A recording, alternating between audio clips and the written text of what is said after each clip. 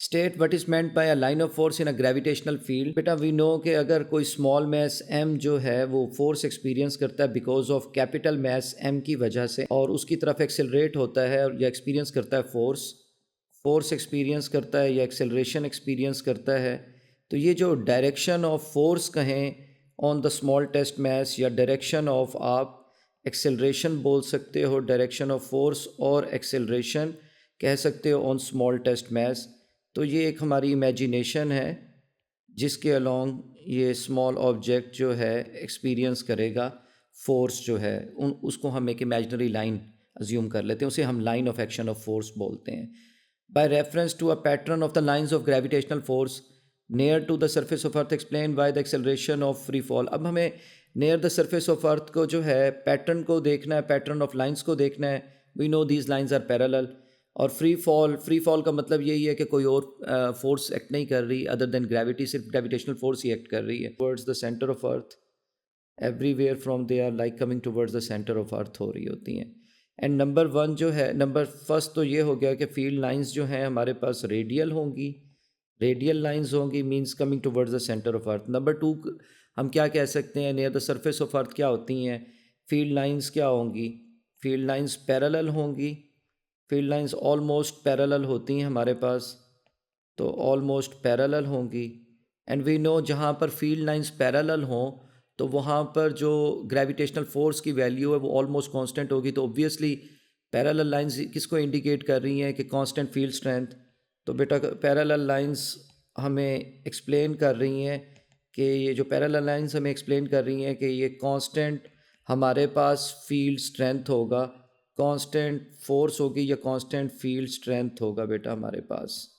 This is very simple. वैसे भी अगर आप रिकॉल करो इक्वी पोटेंशियल का कॉन्सेप्ट हमने जो टॉपिक्स में पढ़ा है, अगर किसी रीजन में पोटेंशियल कांस्टेंट है तो वहाँ पर आपके पास जो है ग्रेविटेशनल फील्ड स्ट्रेंथ भी ऑलमोस्ट कांस्टेंट होगी, या ग्रेविटेशनल जो है फील्ड स्ट्रेंथ जी की वैल्यू कांस्टेंट होगी। तो नियर द सरफेस ऑफ अर्थ अगर आप कोई ऑर्बिट इमेजिन करें, लेट्स से ये हम एक ऑर्बिट इमेजिन कर लेते हैं, तो इस पाथ के अलोंग अगर कोई ऑब्जेक्ट मूव कर रहा है तो वो तकरीबन ऑलमोस्ट इक्वी डिस्टेंस है फ्रॉम द सेंटर ऑफ अर्थ। तो उसके ऊपर जो पोटेंशियल की, अर्थ के पोटेंशियल की जो वैल्यू होगी इस पाथ के अलोंग जो है तो ऑलमोस्ट कांस्टेंट होगी। तो इस वजह से इस जगह जो है और एवरीवेयर जो है ग्रेविटेशनल फील्ड स्ट्रेंथ की वैल्यू जो है वो कांस्टेंट होगी। द इक्वी पोटेंशियल का कॉन्सेप्ट भी अप्लाई हो सकता है। The moon may be considered to be a uniform sphere that is isolated in space. बेटा आइसोलेटेड का मतलब ये हुआ कि no other force is affecting on the moon. कोई और फोर्स जो है ना मून को इफ़ेक्ट नहीं कर रही। No other force is affecting जो है हमारे मून को कोई और फोर्स इफ़ेक्ट नहीं कर रही, ना किसी प्लानट की, ना किसी स्टार की, ना किसी गैलेक्सी की।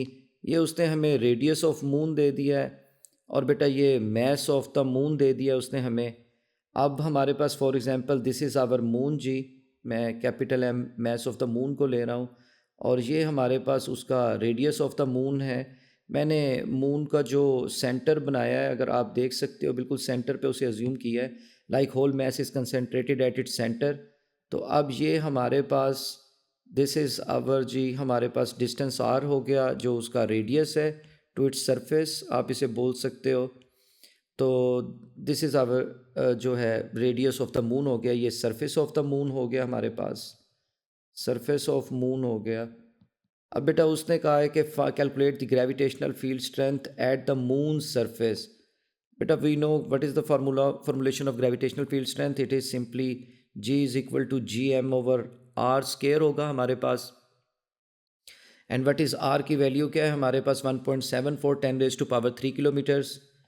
तो जी की वैल्यू क्या हो जाएगी हमारे पास, जी की वैल्यू हो जाएगी 6.67 10⁻⁻11। बेटा हमारे पास मैस की वैल्यू क्या हो जाएगी, अगर आप मैस की वैल्यू देखो तो हमें गिवन है mass of the moon 7.35 10⁻22 kg divided by बेटा आर जो है हमारे पास 1.74 10⁻6 लिख रहा हूँ। एक 10⁻³ गिवन है और एक इस किलोमीटर की वजह से मैं 10⁻³ ऐड कर रहा हूँ, तो ओवरऑल 10⁻6 बन जाएगा। फाइनल आंसर जो जी की वैल्यू आएगी it's approximately 1.62 newtons per KG आ जाएगा हमारे पास।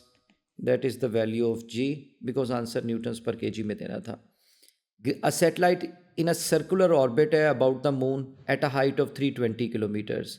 अब बेटा for example this is our moon है हमारे पास, और कोई जो अबव उसके ऊपर जो सैटेलाइट है सर्कुलर ऑर्बिट में हमारे पास, अगर आप ऑब्ज़र्व करो तो वो कितने डिस्टेंस पर है, वो हमारे पास बेटा 320 किलोमीटर्स पर है।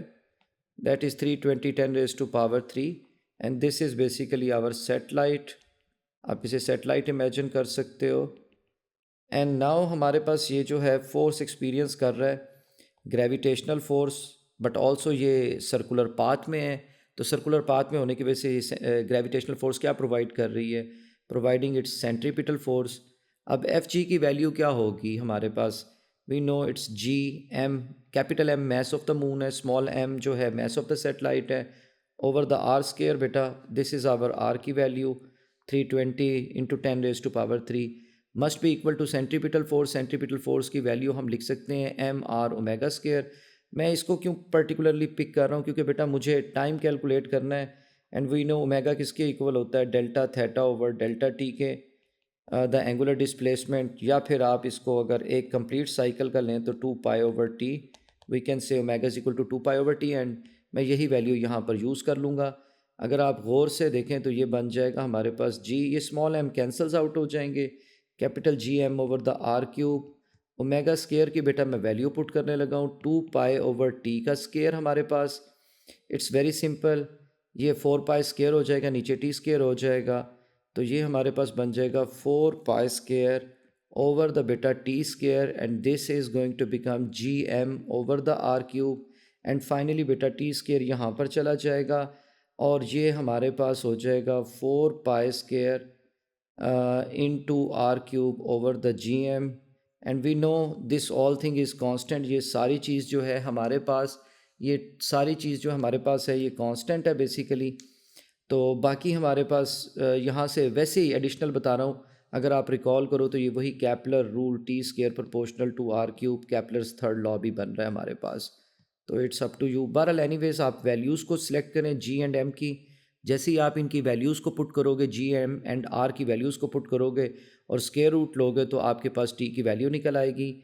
अब मैं 4π स्केयर की वैल्यू एंड देन आर की वैल्यू, बेटा मेरे पास आर है 320 10⁻³ किलोमीटर्स, 320 इंटू 10⁻³ बेटा 3 मीटर्स का स्केयर।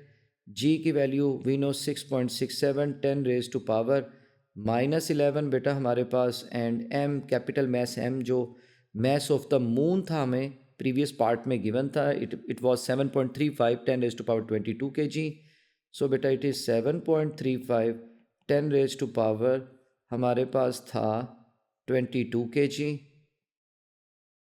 एंड देन बेटा मैं इसका जो टी पर स्केयर है, मैं दोनों साइड्स पर स्केयर रूट ले लूँगा ताकि स्केयर रूट टी पर से हट जाए, बिकॉज मुझे टी कैलकुलेट करना है। And final value of T कितनी होएगी हमारे पास, इट इज़ कमिंग जो है, अगर आप कैलकुलेट करो तो ये हमारे पास आ जाएगा बेटा ऑलमोस्ट 8400 सेकेंड्स।